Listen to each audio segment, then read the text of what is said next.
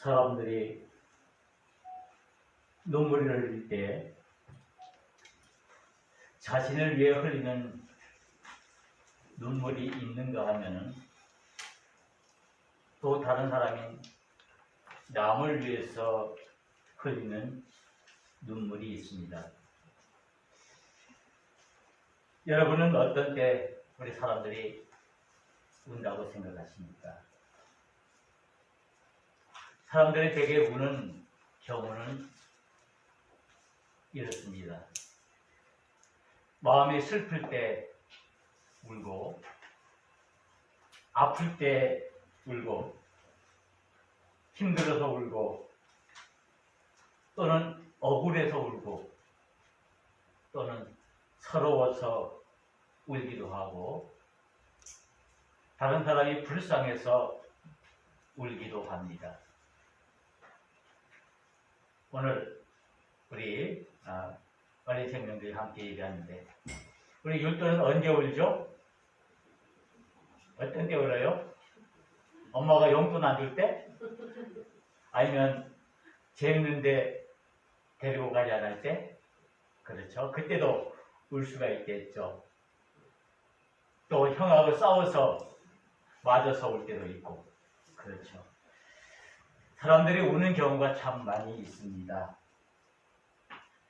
우리가 지난 시간들을 돌아보면서 우리가 흘렸던 눈물들이 양은 얼마나 될까요? 여러분, 지금까지 인생을 살아오면서 그 많은 과정에서 흘린 그 눈물의 양은 얼마나 될까요? 개인적으로 저는 요즘 최근 눈물이 참 많아진 것 같습니다. 울보가 되는 것 같아요. 좀 텔레비를 보다가도 슬픈 장면이 나오면 괜히 눈시울이 시큰해지고, 또 지난 시간들을 돌아보면 또 괜히 마음이 울컥해지고, 아마 늙어가는 증거인가요? 죄송합니다. 아마 사람이 나이를 먹어가면은 눈물이 많아진다고 합니다.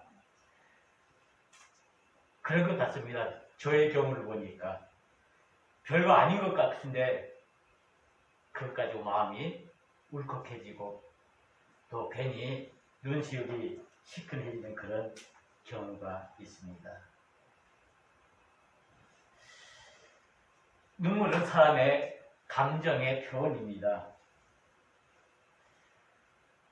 우리 마음이 기쁠 때도 눈물을 흘리기도 하지만은 마음이 슬플 때, 억울할 때, 괜히 서러울 때, 또는 외로울 때, 이럴 때 우리는 울죠. 내려오는 말에서는 강한 사람은 울지 않는다고 합니다. 울면 괜히 약한 것 같고 뭔가 모자란 것 같은 그런 느낌을 받곤 하는 거죠. 그런데 이 울음은 꼭 약한 사람만 울까요? 강한 사람은 울지 않을까요? 이 눈물은 사람이 강함이나 약함에 의해서 흘리는 것이 아닙니다. 눈물은 우리 인간이 어쩌면 가장 순수하고 아름다운 그런 감정의 표현이라고 할 수가 있습니다. 그 눈물에는 진실함이 있습니다. 가끔 악어의 눈물도 있지만요. 거짓 눈물도 있기는 있죠.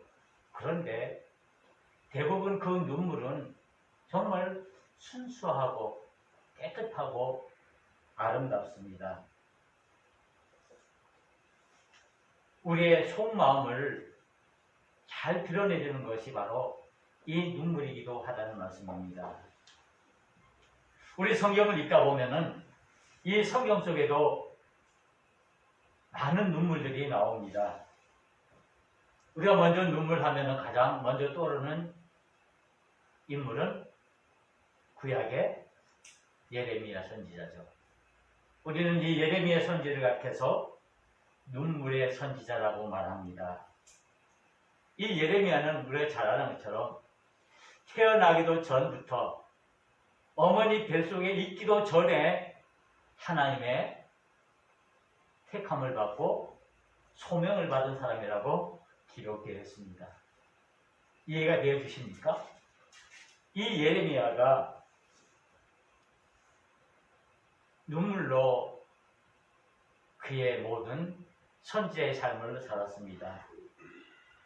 그는 어쩌면 이 눈물을 무기로 삼았던 선지자라고 할 수가 있습니다.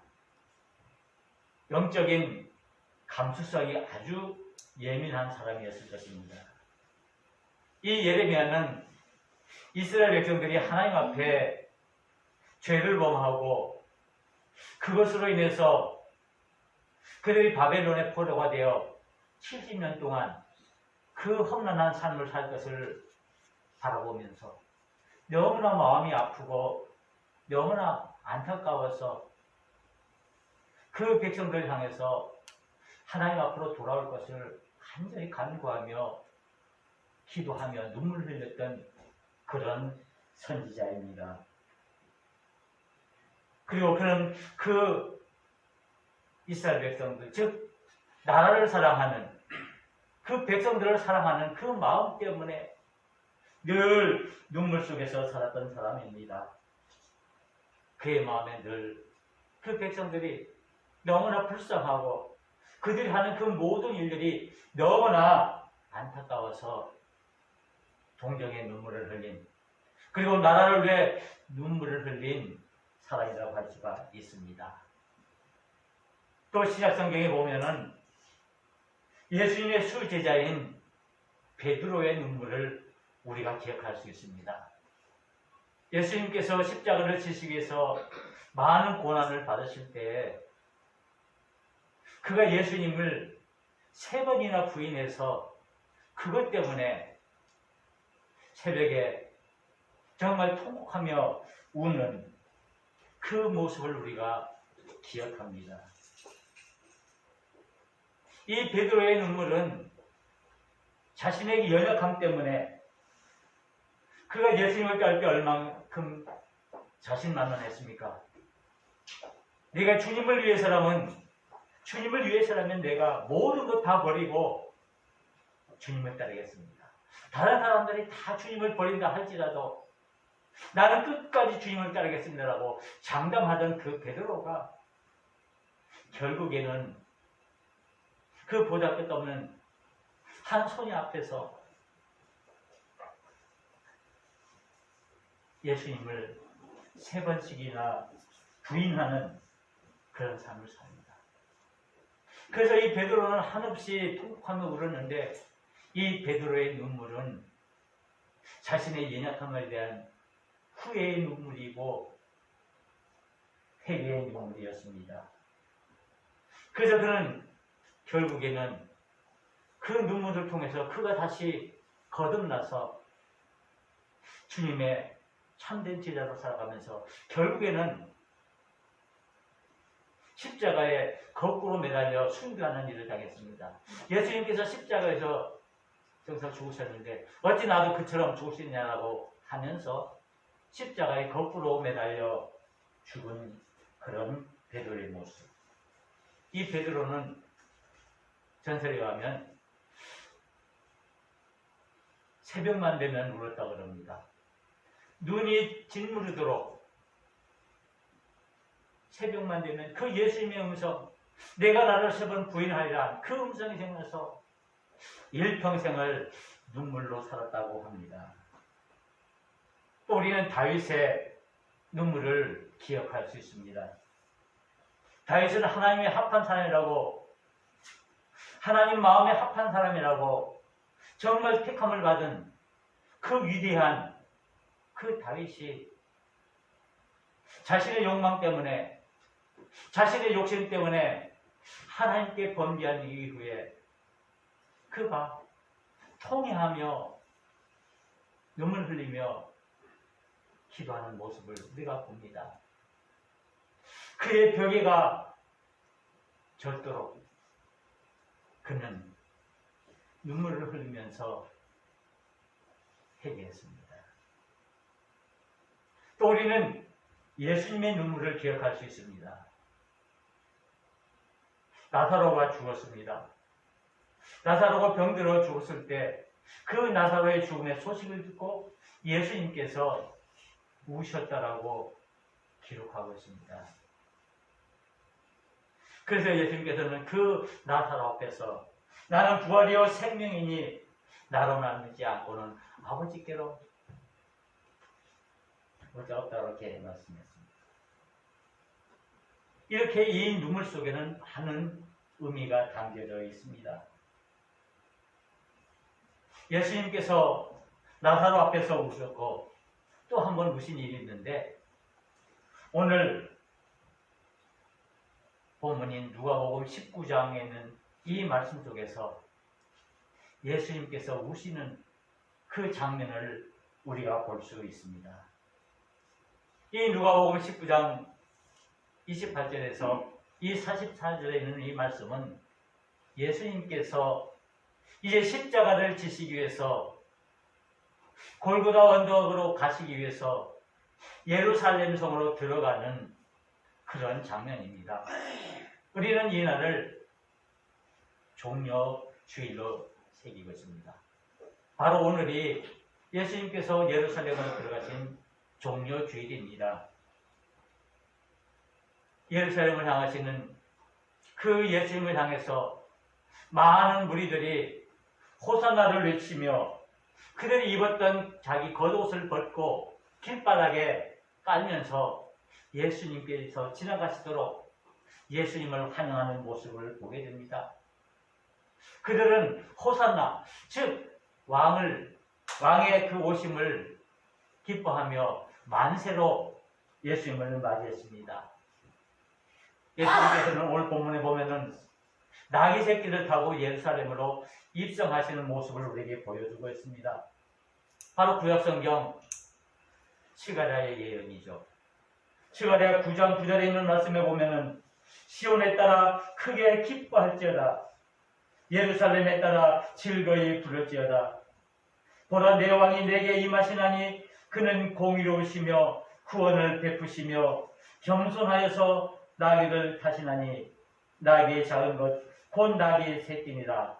이 나귀 새끼를 타고 예루살렘을 향해서 들어가고 있는 것입니다. 오늘 이 말씀을 통해서 우리의 예수님께서는 우리의 왕이심을 우리가 확인할 수 있습니다.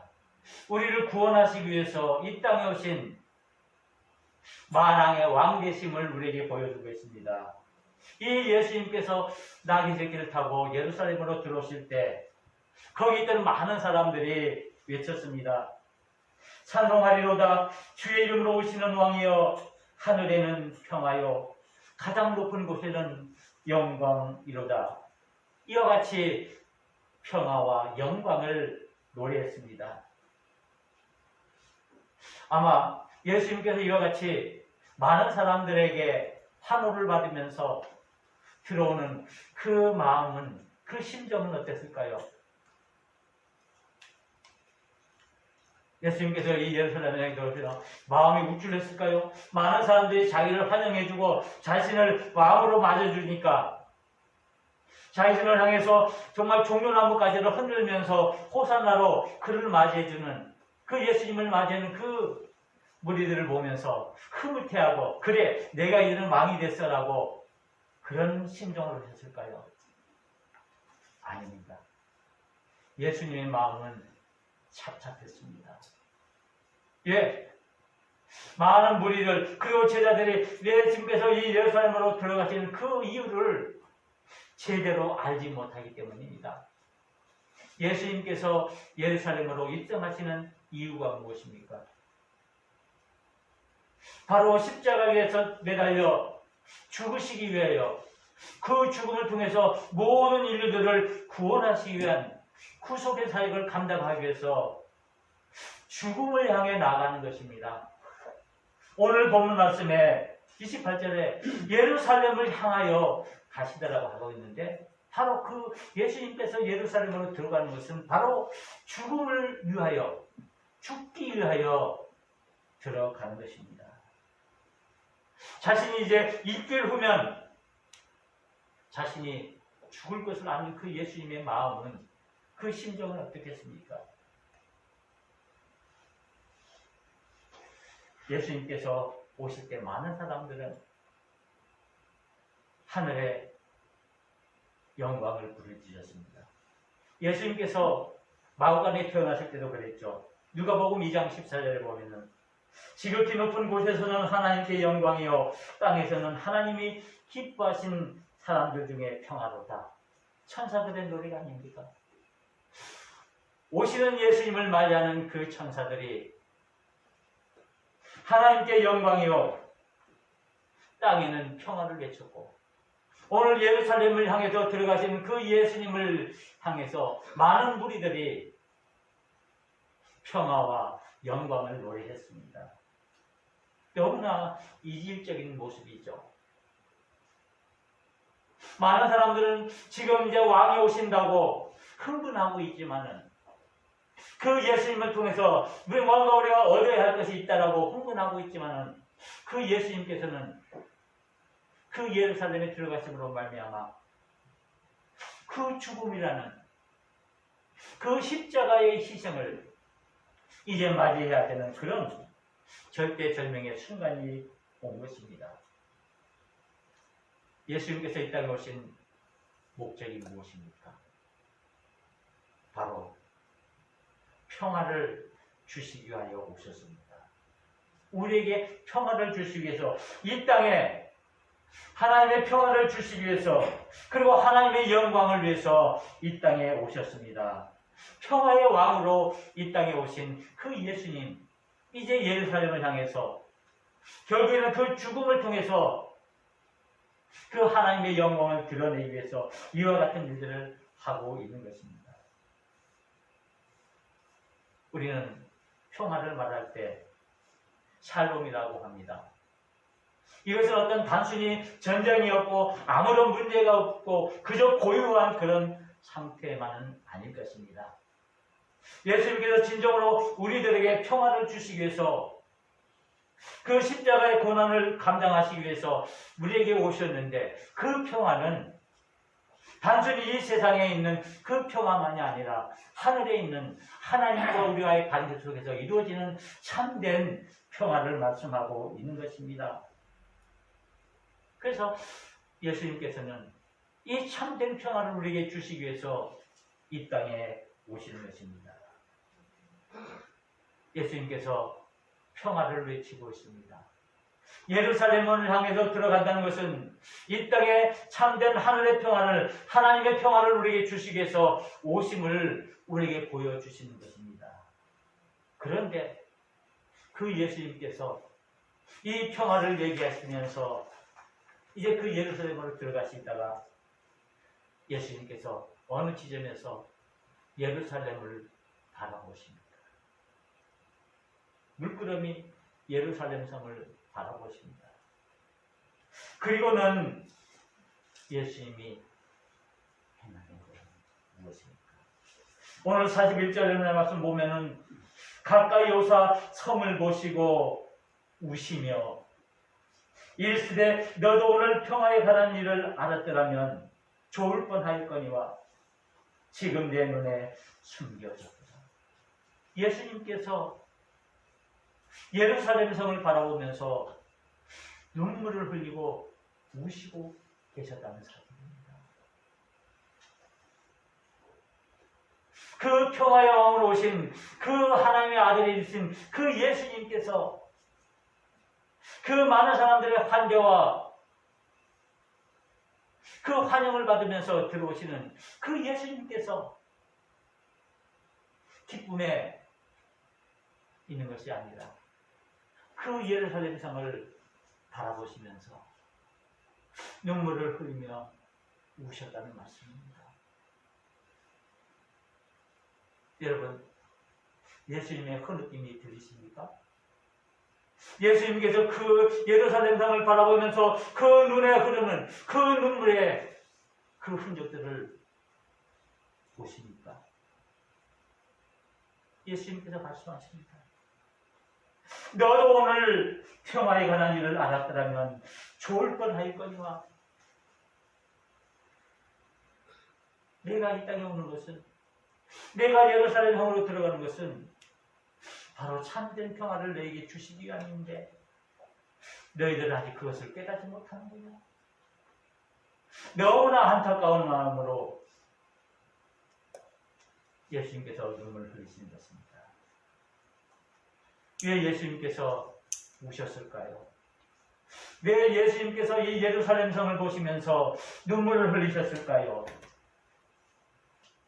그것은 예수님께서 앞으로 일어날 이 예루살렘 성의 일을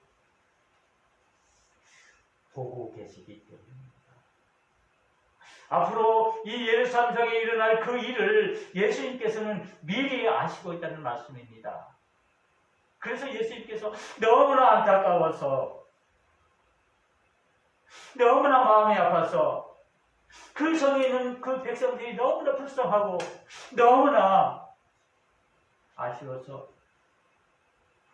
너도 오늘 평화에 관한 일을 알았더라면 좋았을 텐데, 진짜 하나님의 그 뜻이 무엇인지, 하나님이 너에게 주시고자 하는 그 평화가 무엇인지 너희가 알았더라면 좋았을 텐데, 너희들은 지금 너희의 모습이 어떠냐?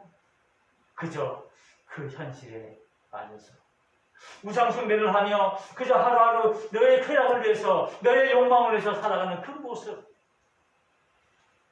앞으로 일어날 그 일을 알지 못하고 오늘 이 순간, 그 순간에만 집착해서 내몰리에 있는 너희들의 모습을 보니까 너무나 마음이 안타까워.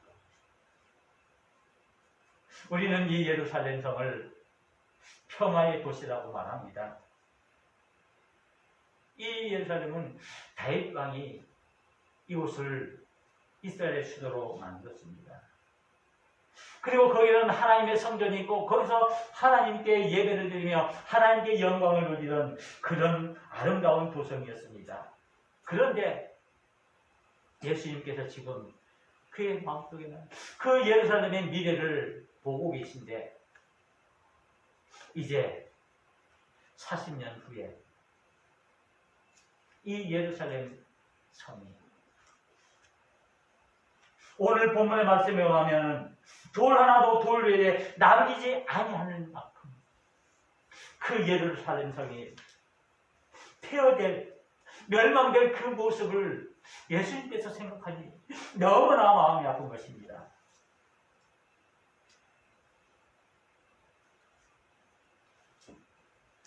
예수님의 예언처럼 이 예루살렘 성은 예수님께서 십자가에 죽으신 후 40년 후에, 즉 AD 70년 로마의 티투스라는 장군에 의해서 그 예루살렘이 멸망을 당했는데, 오늘 예수님께서 예언하신 것처럼 돌 하나도 돌 위에 남지 않을 만큼 완전히 멸망하고 폐허가 되고 말았습니다. 그리고 그 속에서 일어나는 그 사육의 현장들을 그 예수님은 그것을 보셨기에 너무나 안타까운 마음으로 눈물을 흘리고 계시겁니다.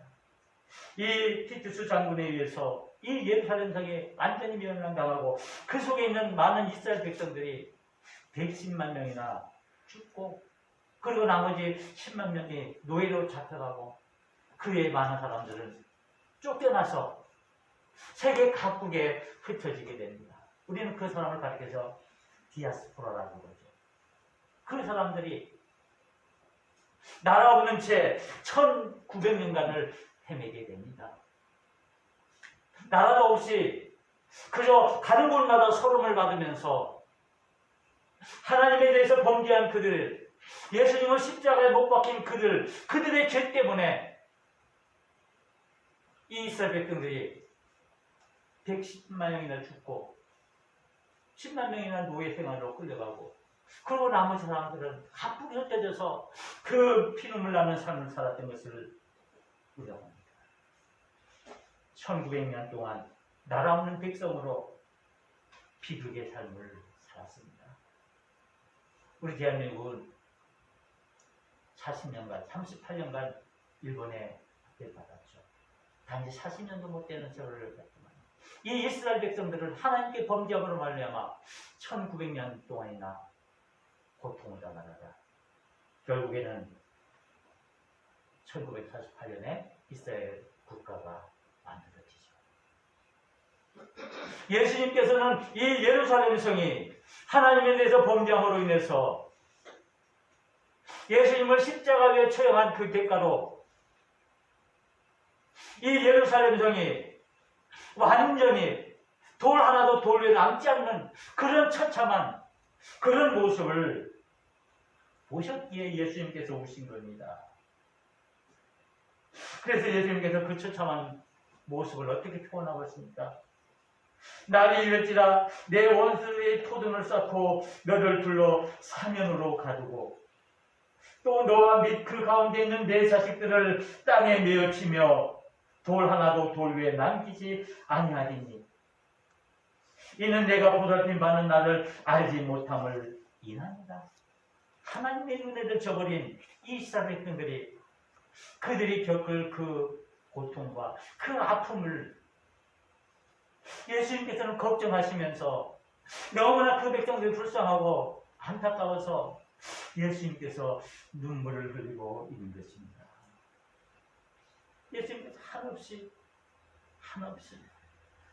그 예루살렘성 평온한 것 같은 아무런 문제가 없는 것 같은 너무나 잘 살릴 것 같은 그 예루살렘을 바라보면서 이 앞으로 일어날 그 예루살렘 성을 보면서 예수님께서는 눈물을 흘리시는 겁니다. 왜 예수님께서 눈물을 흘리실까요? 예수님 마음속에 긍휼의 마음이 그 사랑의 마음이 그 이스라엘 백성들을 향하는 그 긍휼의 마음이 너무나 복받쳐 올라서 그 백성들을 바라볼 때 너무나 안타깝고 너무나 불쌍해서 예수님께서 눈물을 흘리고 계신 겁니다. 하나님께서 이스라엘 백성들을 보시고 눈물을 흘리시는 겁니다. 바로 하나님의 사랑 때문에 예수님께서 눈물을 흘리시는 겁니다. 왜 예수님께서 오셨을까요? 사랑 때문입니다. 하나님께서는 저와 여러분들을 바라보시고 계십니다. 그리고 그 예수님께서는 과연 저와 여러분들을 바라보시면서 무슨 행동을 하고 계실까요? 오늘 저는 감히 여러분들에게 말씀드립니다. 예수님께서 예루살렘을 바라보시면서 그 예루살렘의 그 멸망할 그 미래를 바라보면서 정말 안타깝고 긍휼의 마음으로 눈물을 흘린 것처럼 어쩌면 저와 여러분들을 바라보면서 예수님께서 눈물을 흘리시지는 않으신지요? 저와 여러분들을 바라보시면서 그 예수님의 눈가에는 그 촉촉한 그 눈물이 흐르고 있지는 않은지요? 우리들의 연약한 모습, 우리의 믿음이 없는 모습, 우리의 사랑 없는 모습, 우리의 교만한 모습, 우리가 헛된 것을 추구하는 그 욕망의 모습을 보고 우리 예수님께서는 눈물을 흘리고 있지는 않은지요?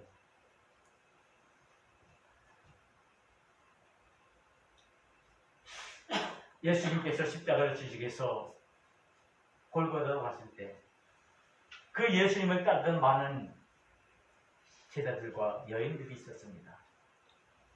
그 여인들이 그 예수님의 십자가를 생각하니까 너무나 예수님이 불쌍해서 그들이 눈물을 흘리면서 울면서 예수님을 따라갑니다.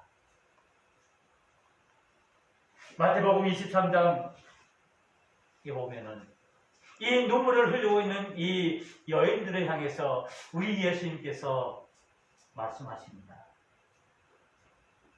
예루살렘아, 예루살렘아, 선지자들을 죽이고 내게 파송한 자들을 돌로 치는 자여, 암탉이 새끼의 날개 아래 모음같이 내가 내 자녀를 몰이 한 일이 몇 번이었더냐.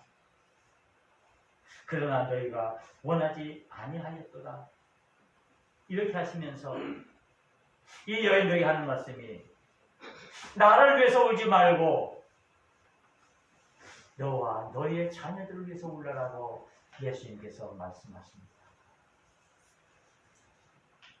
예수님께서 그 우리들에게 하신 말씀이 이와 같습니다. 십자가를 질 나를 보고 울기보다는 너와 내 자녀들을 위해서 울라.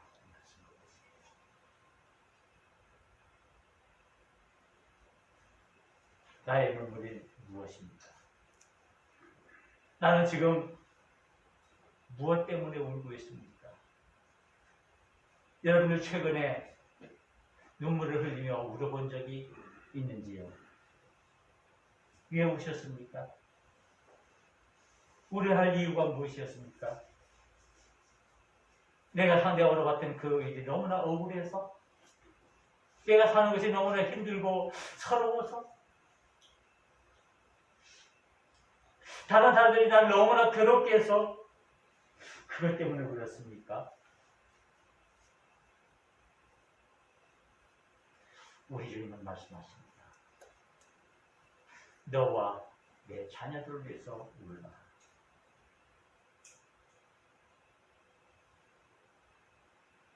예루살렘의 딸들아, 나를 위하여 울지 말고 너희와 너희 자녀를 위하여 울라. 나를 위해서 울지 말고 너를 위해서 울라라고 말씀하고 있습니다.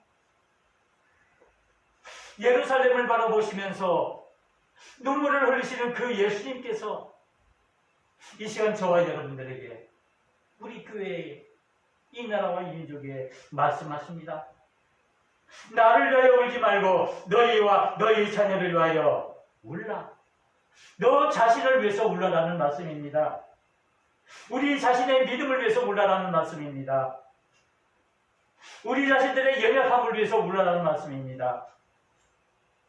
우리는 주님을 사랑한다고, 주님을 따른다고 얼마나 고백합니까? 우리는 눈물을 통해서 하나님의 사랑을 깨달을 수 있어야 합니다. 우리나라 시인 중에 김현승이라는 시인이 있습니다. 이분은 목사의 아들입니다. 이분이 눈물이라는 시를 썼습니다. 한번 제가 읽어드리겠습니다. 더러는 옥토에 떨어지는 작은 생명이고죠. 흠도 티도 금가지 않은 나의 전체는 오직 이뿐. 더욱 값진 것으로 드리라 하올제 나의 가장 나종 지닌 것도 오직 이뿐. 아름다운 나무의 꽃이 씨를 보시고 열매를 맺게 하신 당신은 나의 웃음을 만드신 후에 새로이 나의 눈물을 지어주시다. 이와 같이 노래하고 있습니다.